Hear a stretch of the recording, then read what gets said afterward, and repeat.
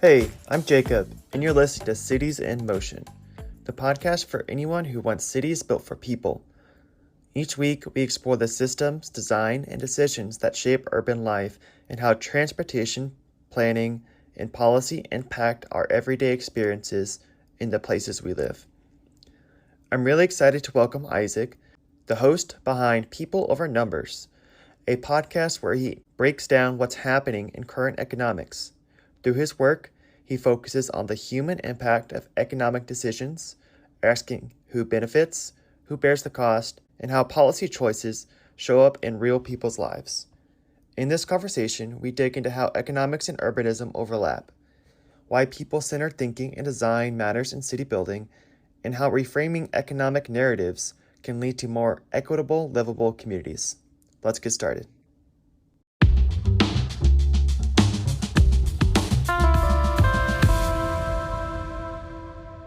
Welcome to the podcast. Why don't you give us a little blurb about yourself, introduce your show, tell us what you're all about. Hey, so my name is Isaac Cardenas Casillas. I am a husband, a cat dad, and the host of the podcast People Over Numbers, where I break down what's happening in current economics, how it works, and what you and your people can do about it. Great. I've personally listened to your show, and I've learned a lot more about economics and how it connects with everyday people. So I definitely recommend it to our listeners.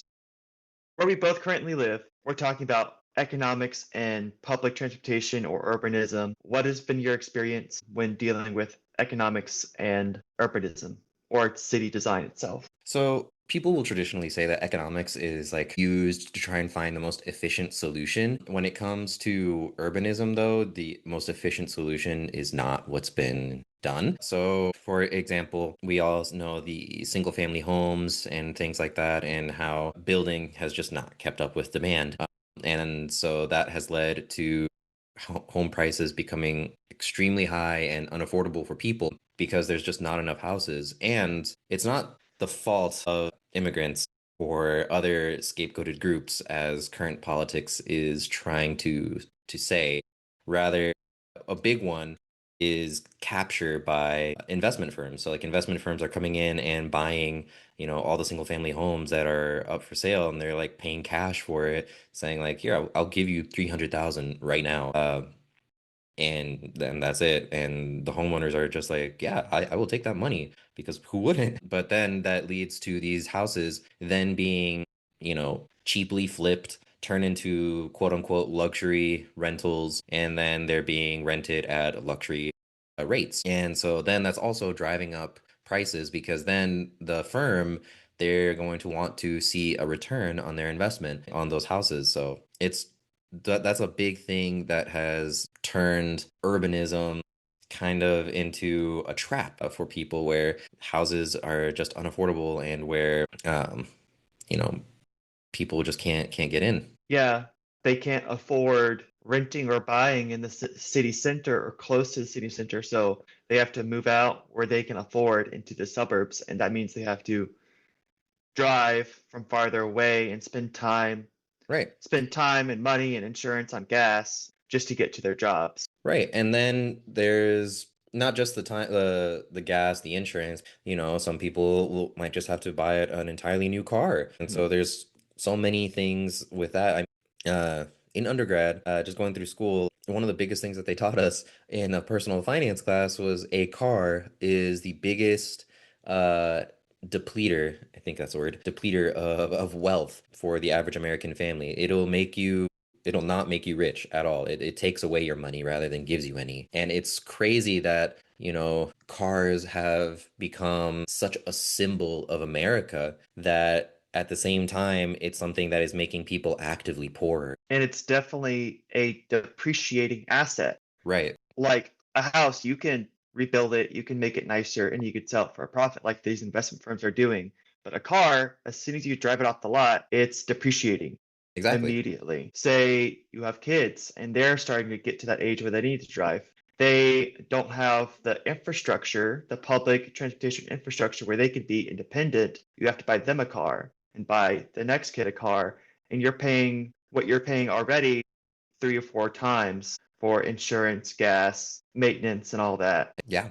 No, and like what's crazy also is that there are better better alternatives even here in the States. So a crazy story for me personally was one of my coworkers. We were just talking, and he lives in Chicago, and I think like kind of close to Lincoln Park and uh, that area. And he was saying that, they rarely drive. They walk to Whole Foods and Target for their groceries. Their kids, if they drive more than 2 minutes, they're already complaining. And it's just like, why is it taking so long? I want to get out of the car. But their babysitter, actively takes their kids on walks on the train, on the bus to get to places in the town or in the city. Like the parents, my coworker, they're just like, yeah, that's completely normal. I wouldn't want it any other way. And then, down here, like as soon as you tell some parents here in North Texas, like, hey, you want to let your babysitter take your kids on the bus? They're going to scream and be like, no, keep them away. What else has been your experience with public transportation where you currently live? So I live in Plano right now, and my experience is the DART system, which I've actually really enjoyed. It definitely could be better, but it's a great service to have. Right now, we have two lines literally right next to our apartment, um, where we can just get on and it's service every 10 minutes all the way to downtown. And it takes about 30 to 45 minutes to get to downtown if we wanted to on the train. And it's pretty chill. I mean, nothing really happens on the train. We get there, we can do whatever we want, and then we come back. And DART just opened the Silver Line also, which is I heard the about that. Yeah. it's something that I've been looking forward to ever since I found out about it a few years ago after my wife and I moved here to Dallas. And it connects all the suburbs, the north suburbs to each other and to DFW Airport. So I haven't had to travel yet, but I have work travel coming up, so I'm excited to take the train to the airport and not have to worry about traffic, not having to worry about reserving a spot at DFW Airport for my car or anything like that. Yeah. It's definitely not convenient when, like, say my flight is at 8 a.m. I have to either pay for parking or ask a friend to wake up at 5 to get us there at 6 so that we can be there 2 hours early when it could just be way less stressful on myself and my wife and her friends take the train or the bus. Right now, we have Cap Metro, and with the new Project Connect plan, it was initially going to be light rail all the way to the airport, but then it started, like, as things do, it cost a whole lot of money. So they had to like cut back the connection to the airport. There already is a bus line that goes from like downtown to the airport, but they were talking about the light rail going all the way there, which would be awesome. Because when I went to Vancouver, we just took the train from the airport to downtown to our Airbnb and we just walked around. It was super convenient to do something like that. And I think I might just make an excuse to get up to Dallas, take an Amtrak or something, and write a few lines. That would be really cool. And honestly, having the convenience of a reliable public transit is super, super nice. Being able to just hop on a train, go pretty close to where you need to go, and just take a walk to get there is amazing. And not only is it less stressful where you don't have to deal with traffic, it's also less dangerous because cars are one of the most deadly things that we encounter as everyday Americans. It also makes you healthier too, in the sense that you're walking, you're moving, and that all of these things lead to much better economic outcomes for people because you're healthier from walking, from doing things, and it adds up over time. Like people may hear that and be like, oh, just walking, to and from the bus station or the train station, like, yeah, that's really going to keep me in shape. And over time, if you do it every day, Hmm. going to everywhere, yeah, it really does. It makes a difference. Instead of sitting in the car fuming for an hour because traffic, yes, I can see why that is a benefit. Yeah. What about like how does like density and urban infill affect a city's economics? If you have anything to say about that. So, one thing that I've been learning about a little bit more lately is how cities are funded here in the state of Texas. And mostly right now, they're being funded by sales tax. There is property taxes as well, as every homeowner knows.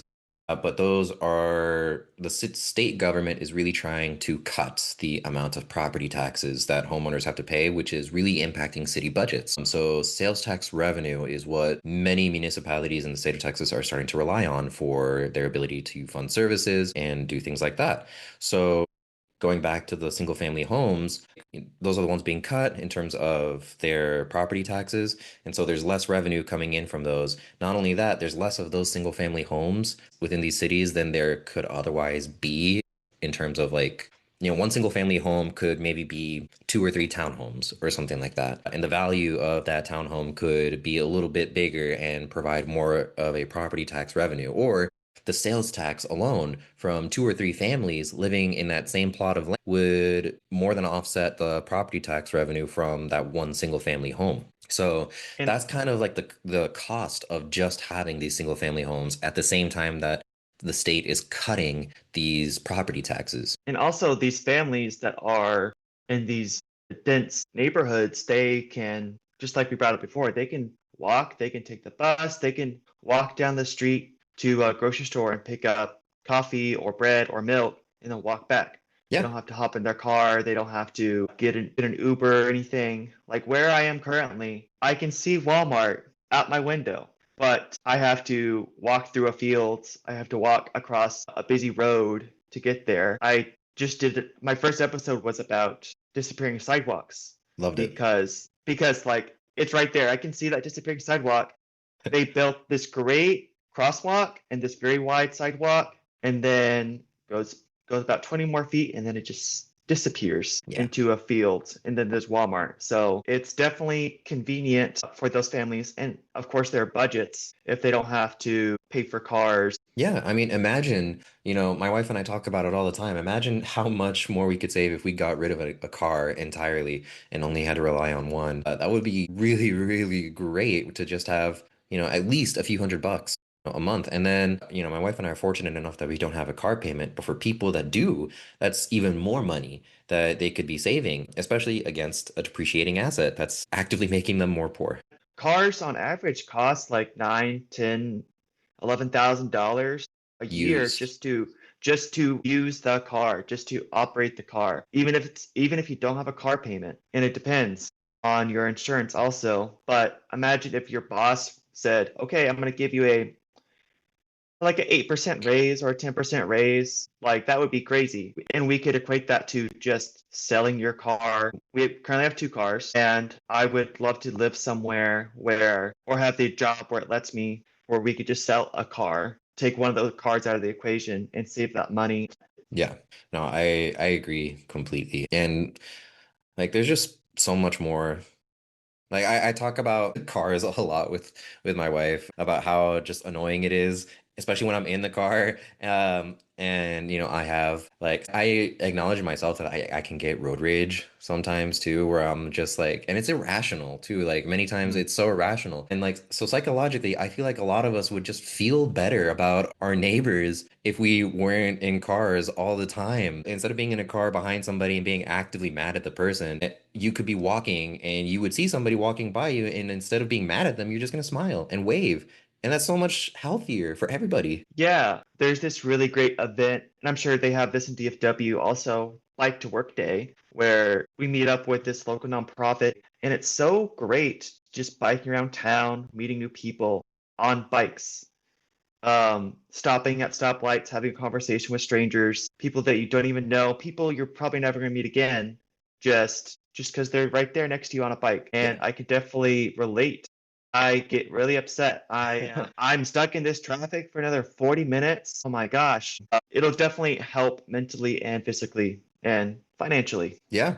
And socially too, because Yeah, socially. everybody is going to be more connected in that way. Like suburbs and single family homes, although they are nice and everybody, I'm sure most people listening have, great memories of growing up at their parents' home, and it's fun and everything, and it's your house and you have that sense of ownership. But at the same time, that type of structure in the suburbs has kind of separated people and communities in the sense that like it's just my family. It's just us. We're the only ones we have to worry about. And then you get in a car and it continues to just be you.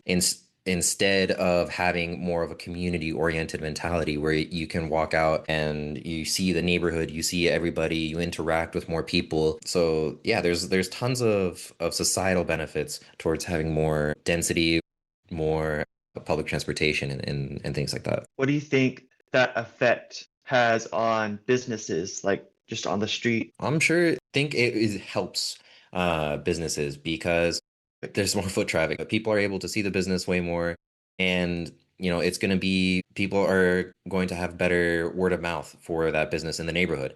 Especially if it's a business that the neighborhood likes. If it's a coffee shop that the neighborhood adores, take like Palace, for example, in Canyon. Everybody loves Palace and they're going to want the best for that business. It would be the same for businesses in more urban, dense environments, where instead of it just being kind of like a chain and it's just like you drive by it and you're kind of just like, I'll try it someday or whatever, you are there in the neighborhood and it's just like, I want this place to work out. This place is cool. I like it. I like the people.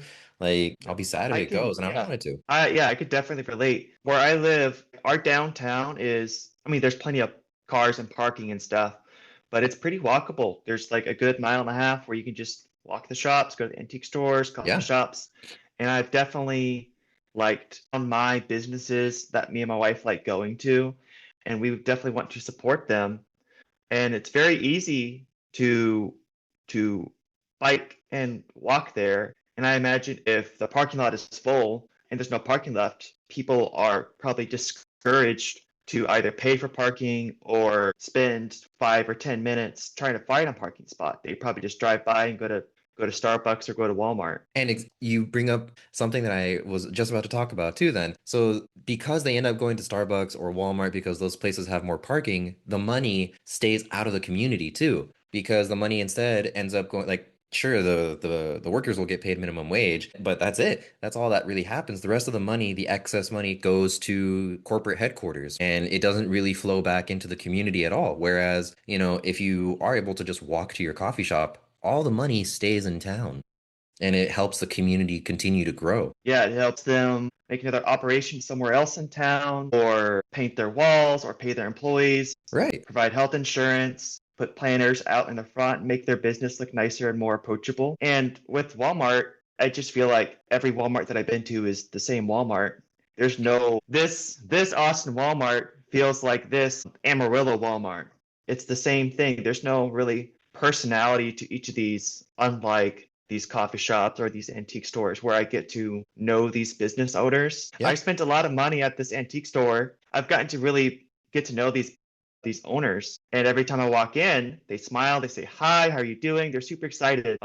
And I don't feel like I get that a whole bunch at these big box stores. Right. I mean, because at the same time, those antique shop owners, they care about their customers, they care about their community in a way that, the branch manager at Walmart may not necessarily, And that comes from that community interaction. That comes from, where the money goes, where it stays, and things like that. It's a Yeah, great and I'm point. definitely more willing to spend my money there because I know my $40 for this antique is going to go to help you Right. and not like you said corporate office somewhere, Bentonville, Arkansas. Yeah, exactly. The minimum parking requirement for these big box stores, it's you're rolling your eyes. Minimum parking requirements. Okay. It's horrible.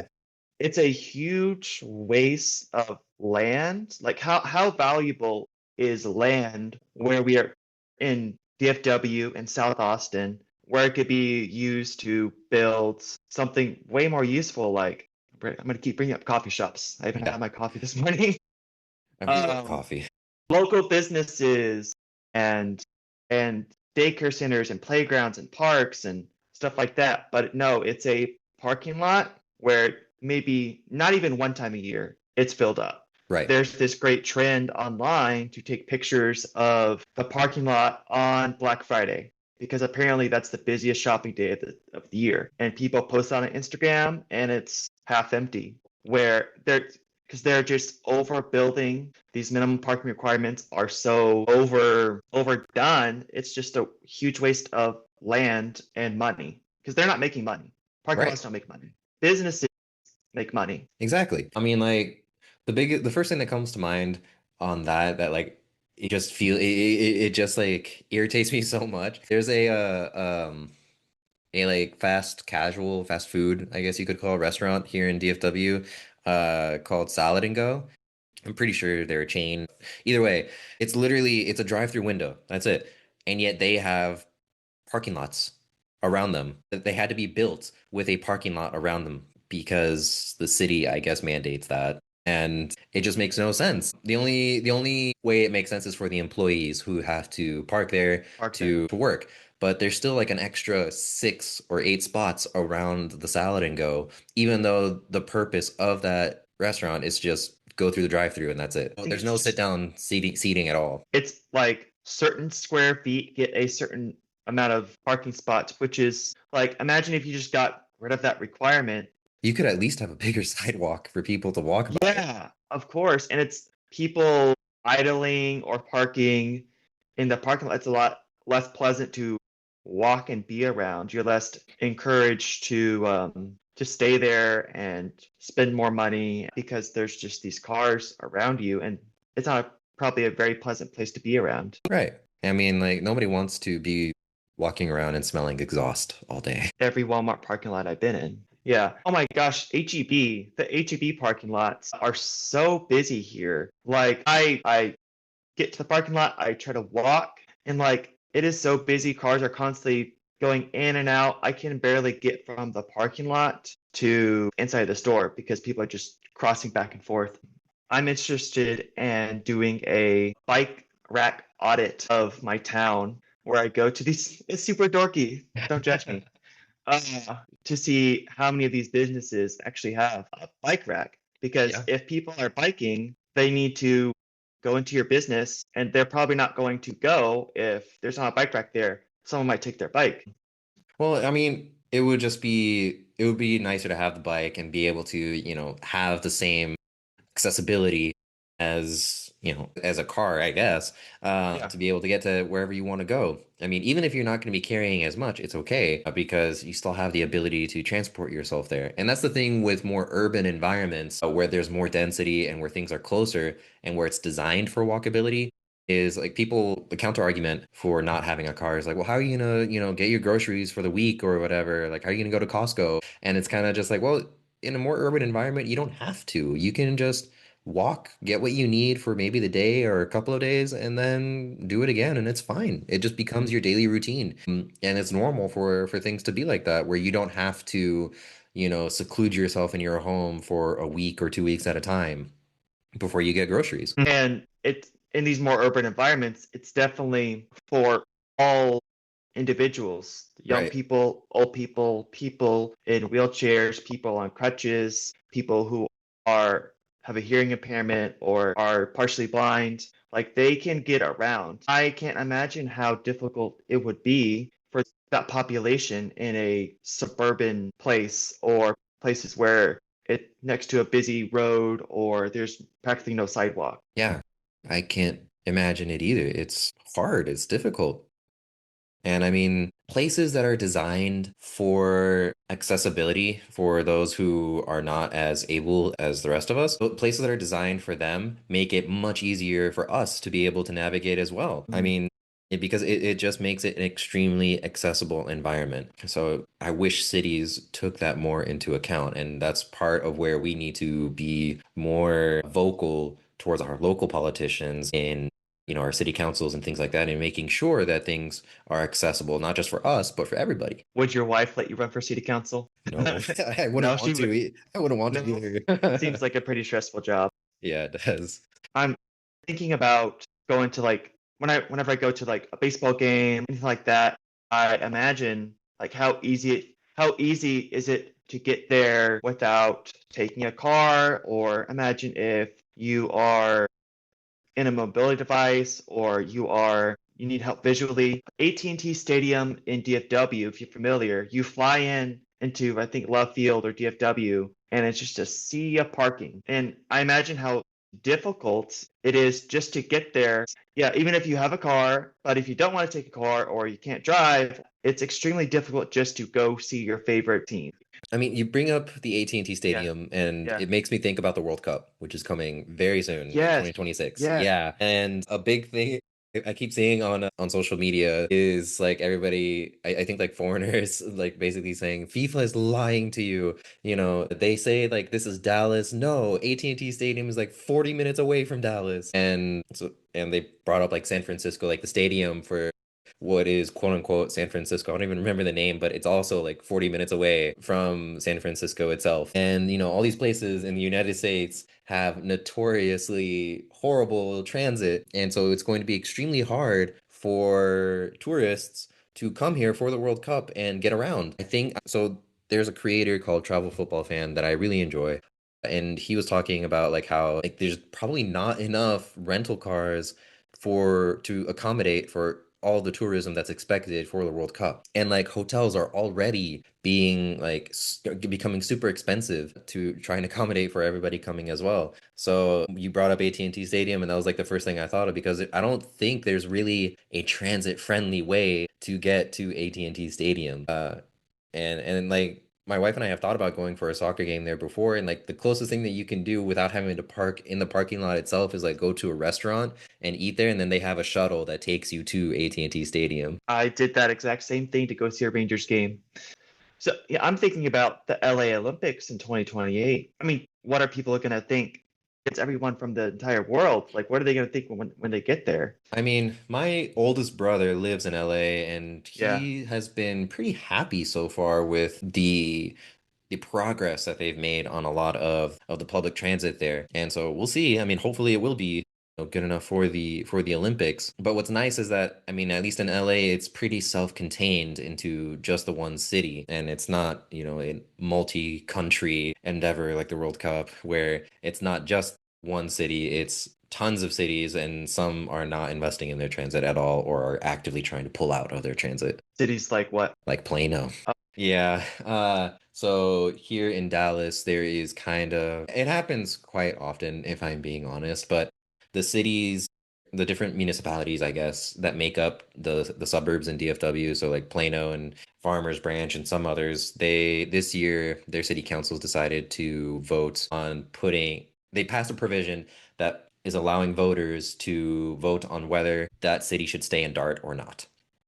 And the thing Why? is, sorry. Why would they want to leave? Like, what's causing them to leave? They believe that the money that, for example, Plano believes that they spend more money than what DART invests back into Plano itself. And the city council does not like that. Not only that, there's an argument for sales tax revenue from Plano that Plano spends a lot of its sales tax revenue on DART, and it's not able to use it to fund other projects within the city.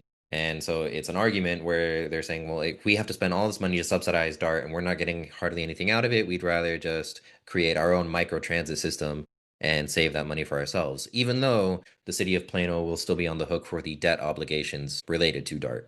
So that's a vote that will happen in May of 26. So we'll see how that goes. And it's sad because, like I said, I'm in Plano and I have two DART lines, the red and the orange line right next to me. Also, the silver line is really close, and that just opened. And so to have all of these municipalities ready to pull out and kind of tear the system apart is really sad because Yeah, it's really a great service, and it's something that my wife and I have like it's something that actively defines where we want to live at this point here in Dallas. Like we make decisions on like how walkable some neighborhoods are, and it's just like, well, it has the train, we can walk to different businesses, and we want to live there. I think people should definitely consider if they want to live car free or car light, where their work is and where their home is, and try to find a place on a transit line or a walkable place with lots of businesses, coffee shops, grocery stores, just where they are not having to rely on their car for every single trip. Cars are great tools, but they're not a tool. Texas or the US, I guess, have made it a tool for every single thing that we do. Right. Having to go to work in a car, having to go to the park, having to find a place to ride my bike. If I have to take a car to go, I had to put my bike in a car to then ride my bike. It's kind of silly. It's even more silly if you consider like driving your car to a park so you can go for a walk. Yeah. Or driving your car to go to the gym to work out on the treadmill and then driving your car back home Right. because you don't feel safe biking or running in your neighborhood. Right. So, yeah, cars are most definitely not an efficient way to transport thousands, millions of people around. And that's why we are in situations where we are today with cities that are built around highways instead of people. Have you ever been to a city or a country where you experience really, really good urbanism or public transportation? So, my United States example is Chicago. I really, really love Chicago. And it was a really great example of urbanism for me, at least, especially where my examples are, the suburbs in Texas. It was a great example for me because the neighborhoods were mostly row homes. It was, an easily accessible train that was pretty reliable, at least in my experience, on its service. The buses were nice. I mean, my wife and I, we spent a few days in Chicago and we didn't use an Uber once. We did everything by train and by bus, and we were perfectly fine. And then the next one that my wife and I, we didn't use the public transit as much, but we went to my oldest brother's wedding in Toronto and we got to try out the public transit there a few years ago, and that was really nice. I would say it was like the most modern looking and like clean public transportation that I've been on. I have another Canadian example. My wife and I, we went to Vancouver and Victoria, and both of those places had really great public transportation and walkability. We took the bus from our Airbnb to downtown. We walked around. We took the bus to different places around downtown. And when we were done in Vancouver, we went over to Victoria on a ferry. And then Victoria was very walkable, very friendly to pedestrians.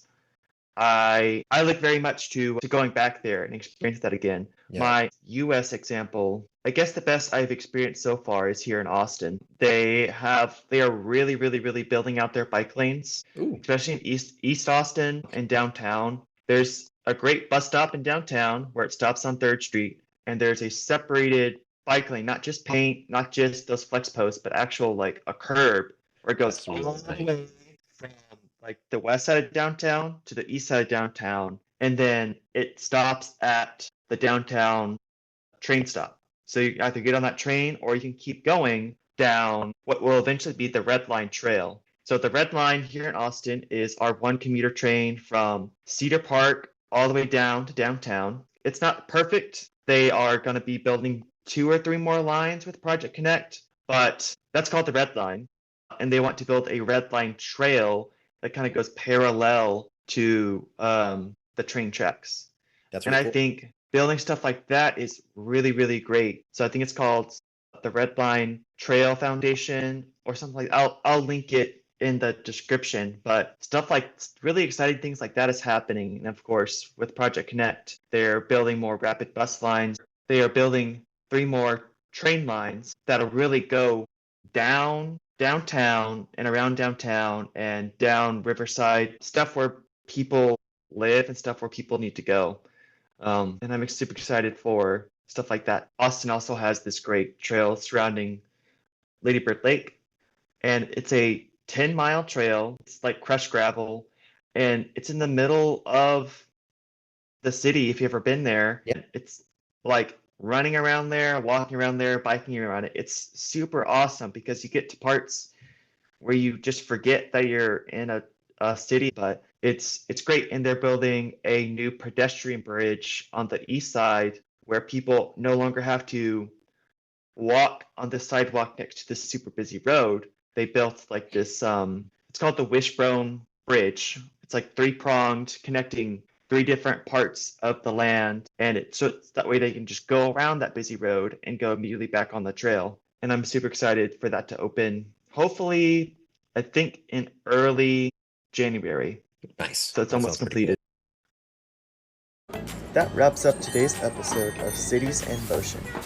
Huge thanks to Isaac from People Over Numbers for joining me and helping me unpack the human side of economics and city building. If you enjoy this conversation, be sure to check out People Over Numbers wherever you get your podcast. And if you found this episode valuable, please share it with a friend, leave a review, or send it to someone who cares about building cities that work better for people.